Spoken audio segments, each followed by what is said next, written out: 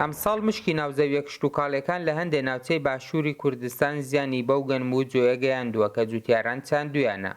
ئەو مشکە بە ڕۆژ خۆی لەناو ئەو کوونانە دەشارێتەوە کە لێی داوە و بە شەوی زیان بە دانەوێڵەکە دەگەیەنێت. بڕنا ئەو زەویانە تەماشاکە کرم هێشتاوە دیار نەکەوتەوە، بەڵام مشک وێرانی کردووە. حکوومەت ساڵانی پێشەوە وێژەی 2 ساڵە هێز تۆزێک دەرمان مشک دێنن بەشێ 10 جوتیار دەکات 100 جوتیار لەبەردەبڕێت.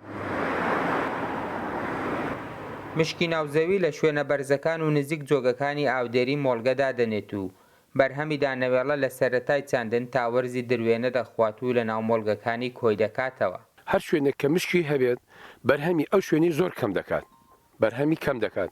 لەبەرەوەی ئەو مشکە زیانی زۆر بە دەغڵەکەی دەگەنێ، دەی قرتێنێ و دەی فۆتێنێ و ڕەجی دەخوا و ئیتر وەرحەسەر زاوزەی زیاد دەکات، وردە وردە پەرە پەرە دەڕوات، دەغڵەکەی بەڕڵا دەکات. وەزارەتی کشتوکاڵ بەهۆی قەیرانی دارایی ناتوانێت قڕکەری لە ناوبردننی ئەو مشکە بۆ جوتیاران دابین بکات.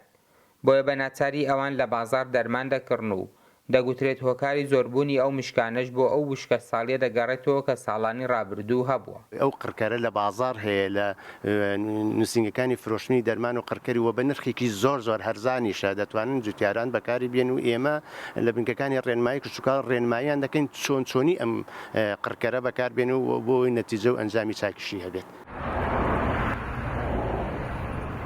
دەگوترێت 1600 جۆر مشک هەیە و مەترسیدارترین جۆریشیان بۆ بەرهەمی کشتوکاڵی مشکی ناوزەویەکانە کە بە پێیاماری ڕێکخراوی فاو ساڵانە لە سەراستی جیان لە 5 بەرهەمی دانەوێڵە لە ناو دەبات. بەشێکی جوتیارانی دەڤەری ڕاپەڕین دەڵێن ئەمساڵ مشک بەرهەمی دانەوێڵی گەنمی لە ناو بردوین و بەهۆی پێنەدانی پارەی 2 ساڵی ڕابردووی فرۆشتنی گەنمیش ناتوانین جارێکی دیکە زەویەکانمان دابچێنینەوە بەگەنم. فەرمان چۆمانی، ڕوودا و شارۆچکەی خدران.